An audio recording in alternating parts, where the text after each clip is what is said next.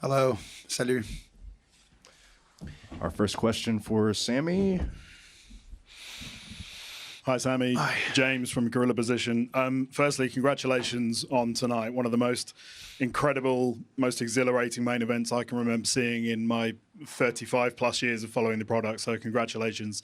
A simple question, really. How are you feeling now it's done? What are the emotions? And how did tonight stack up with what you imagined it to be?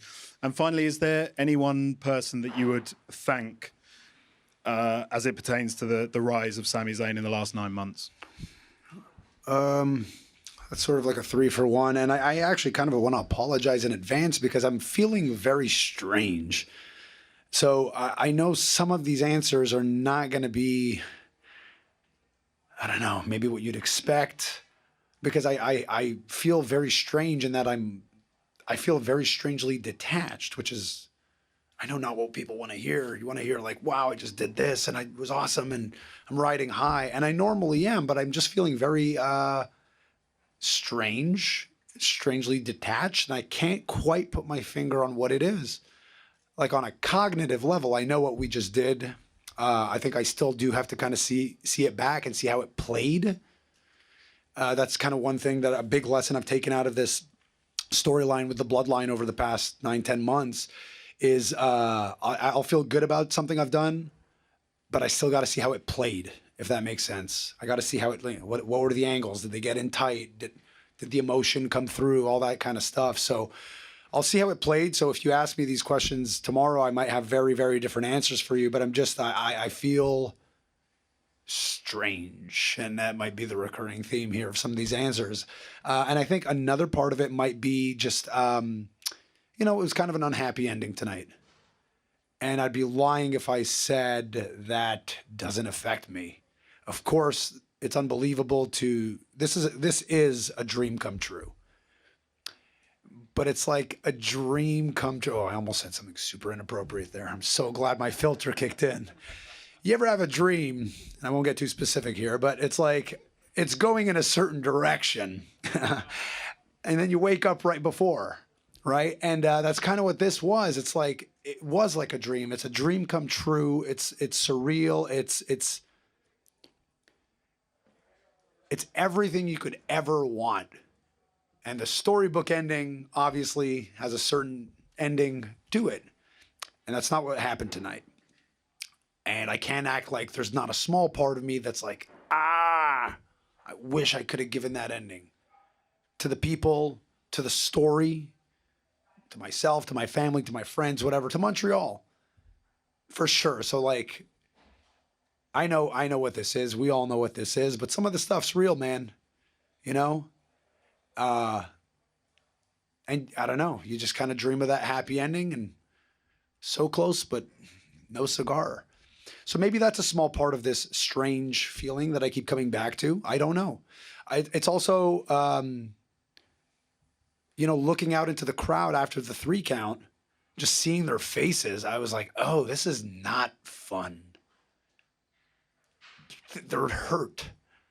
They were so like deflated, but not in a like, storyline sort of deflated. It's just like, oh man. And Georges St. Pierre was here tonight and I just met him for the first time, which unbelievable guy, class act. But like, it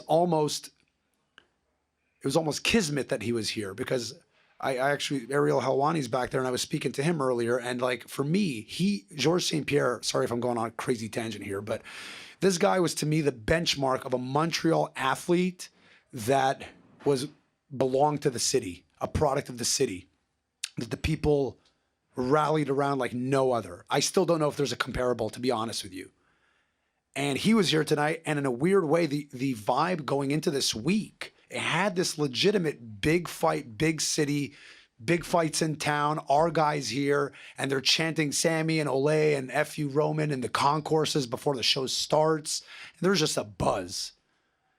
So it's almost like if GSP comes back to Montreal and loses. It's a bit of a downer, but even if the fight is great, and that's what it was a great fight. I'm on a cognitive level, I'm well aware that what we did was awesome. And again, if you ask me, I'm just giving you the most honest answer I could give you at this exact moment in time. It's kind of how I operate. even if it's not the best answer. But I might feel very different if you ask me the exact same question tomorrow, once I've watched it back, once I've watched it play out. And I'm like, nah, what was wrong with me? They were on their feet beginning to end. We didn't even touch for 5 minutes and they were losing, maybe more. I don't even know. I got to time it too. So, man, like, yeah, of course that was magic. But at this exact moment, you caught me at a strange time because I feel strange. Hey, Sami, Ryan Ryder, CJLO Radio in Montreal. Sorry, I forgot to answer the last part of your question. Well, yeah, send me a message or something. We'll do it on other people's time here. Yeah, sorry, go ahead. That's all right. How you doing? Yeah, like I said, strange. Yeah, I've covered pretty much every WWE event in the last 20 years here at the Bell Center. Really special event tonight. Great show. Disappointing finish, of course. You've said that this is pretty much like your WrestleMania, Canada WrestleMania. Yeah. Two of the greatest WrestleManias that we've seen were WrestleMania 6 and WrestleMania 18 in Toronto. When will we see another WrestleMania in Canada? Funny enough, I did have this conversation with Triple H yesterday, which is not a conversation we would normally have, but we somehow got on the topic. I think it comes down to a lot of business stuff that's way above my pay grade. But as far as the passion of the audience, I think the secret's out on Montreal now. The guys and girls that come here now, they know. There's a handful of cities that well ahead of time, like, ooh, Santiago, Chile. I don't know if you're aware of that. It sounds like a punchline or something, but it's actually one of the best wrestling cities, best anything cities. They're unbelievable crowds. And I put Montreal right up there with that. And of course, I'm biased and I get a little extra love and all that stuff. But every performer now, every performer knows it, feels it. They know what's going to happen. They know the crowd's going to rule. They know the passion's unmatched. And now, I think the whole world knows it because they see it on TV after I'm suddenly starting to feel a little better now that I'm talking about it. They see what we just did out there. They see these fans standing on their feet for 10 minutes and like, damn, Montreal crowd, man, Montreal. So the word's out. I don't think it's a matter of and can I say once again, somewhat biased, but world-class city in virtually every metric, maybe not the Olympic Stadium, which may be a factor again in the whole WrestleMania decision. But I think it comes down to business stuff that's above my pay grade, but I think it has nothing to do with the passion. Because I think if you're picking a city on strictly passion, Montreal has to be a top 3 contender. Has to be. No question in my mind. 2 questions left. We'll go here in the third row. Sorry I'm so wordy, guys, and not everyone's going to get to ask. I apologize. It's not a problem. Hi, Sami. It's Hi. David Hillhouse from Slam Wrestling. Congratulations on the evening. And Starting to feel better, so thank you. Understanding the weird feeling, just Starting to kick out a congratulations little bit. nonetheless. I was wondering if you could walk us back to when you started to see or possibly see the stars aligning for tonight with the success you were finding in the Bloodline and then this appearing on the calendar. Was there a point when you started to dream about it, or do you try to keep that at arm's length? No, there was actually a very specific point, and ironically enough, it was here in Montreal. Because I don't know how many of you are Bloodline story historians here or remember every little beat of the story, but for the first couple of months, Roman and I did not appear on screen together. And the stars aligned just right in Montreal in August, I want to say the 19th, when SmackDown came here. Usos weren't here, Heyman wasn't here, some storyline stuff, like the stars just had to align just right.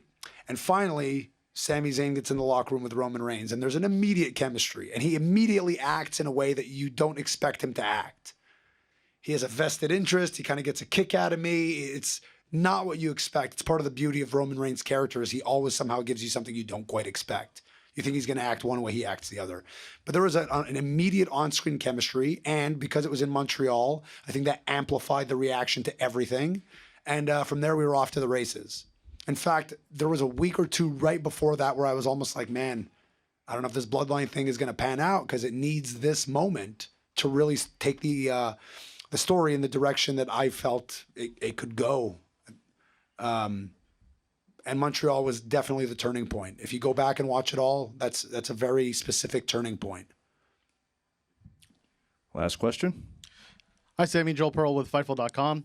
First of all, hopefully no parking tickets this time in Montreal. And we talked about New York, Brooklyn, yeah, because I didn't know what day of the week it is. That was, yeah. Friday, Monday. I'm on all these TVs. I got a parking ticket. We'll move on. Let's go back actually to last night with Friday Night SmackDown. You had the last segment of the night. God, that was last night. You had so much to say, but also the crowd had a lot more to say. Was there anything that you were trying to get out to the crowd that was different than what actually came out of your mouth? Because there was certainly a very passionate promo, something that we don't normally see in the WWE universe. So I'm curious about that promo, how it came together, and what got you to that point.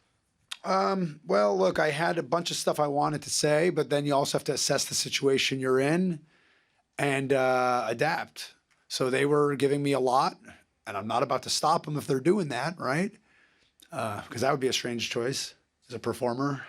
Hey, you're screaming a lot. Well, let's hit pause on that. So obviously, we had to roll with it, and I think it created a very special, very memorable reaction, memorable segment. But I think, again, I don't want to drone on and on about the Bloodline storyline, but again, what a magical thing to have so many memorable segments. And I've said this in other interviews, but we're in the era of content, and not just with WWE, but in everything. You got a cell phone in your hand that has access to every piece of information ever in the palm of your hand. It's insane. So what I think is harder than doing something good now, because we also have unbelievable talent now. Everybody's pretty good. Like the bar has been raised. Being good is not good enough anymore. The harder thing to do in the age of content is to do something memorable. Something that people are going to remember, never mind in a week or two. That's hard enough sometimes on its own. But now I think with this Bloodline thing, if I may be so bold as to toot my own horn and our own horn for everybody in front of the camera, behind the camera, and the performers who are executing this, I think we've walked away from this story, and it's not even done, with so many memorable segments, TV segments, that people will remember 5-10 years down the road. And I hope that Montreal ovation is one of those, because it's not every day you see a performer just stand in the ring for, I think somebody timed it, it was like 5 minutes and 22 seconds or something. And it was actually, there's a Quebec historian in here somewhere called Pat Laprade, and he's a Quebec guy.